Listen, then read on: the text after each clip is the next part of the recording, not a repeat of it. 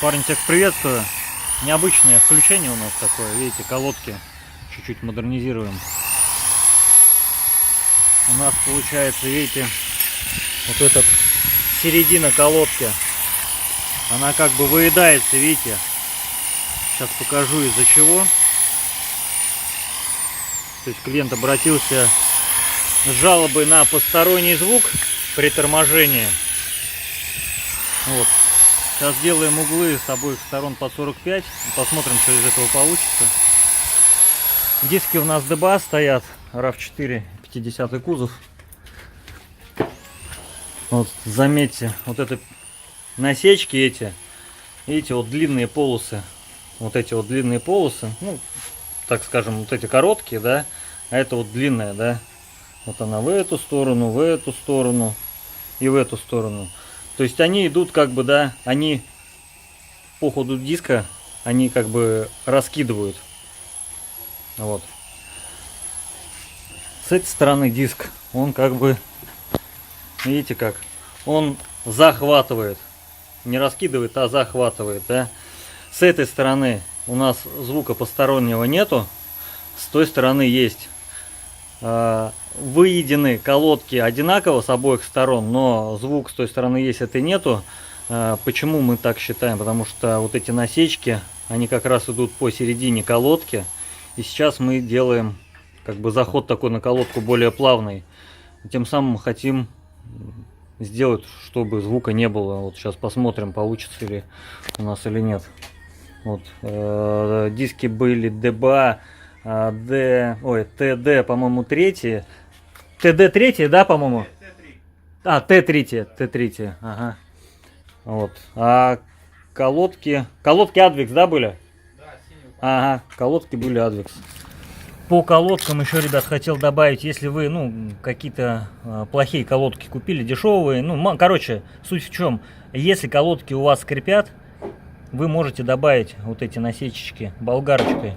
Вот тут вот так вот сделать, допустим, ну, вот тут вот так. Вот. Тем самым можно повлиять на то, что вы уберете этот звук. Вот, если у вас скрипят колодки. Такие выходы тоже были, и они как бы работают.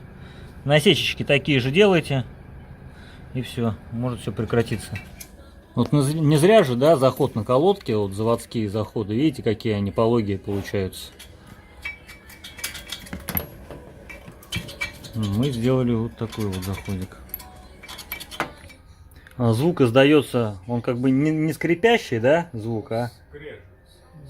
Скрежетающий. Скрежет идет, как будто что-то задевает об железо.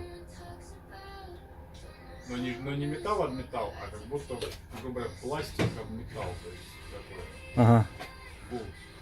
Гул, во. Да. Это, скорее всего, гул. Больше ощущается в салоне, да, нежели вот сейчас мы... На подъемнике, ребята, это не ощущалось, потому что масса машины, она как бы, ну, не тормозит, да, что тут колесо, оно легкое. А вот когда массу мы тормозим машины, да, когда вот именно это дорожный тест был, вот тогда этот гул проявляется. Вот именно, да, вот слово подходящее, это гул.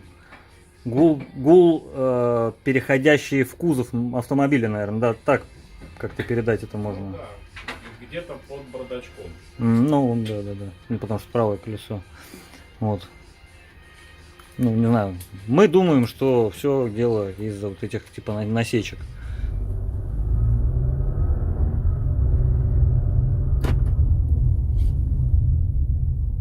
Нету. Тишина.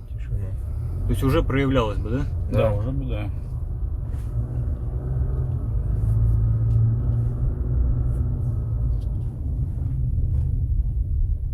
Нету.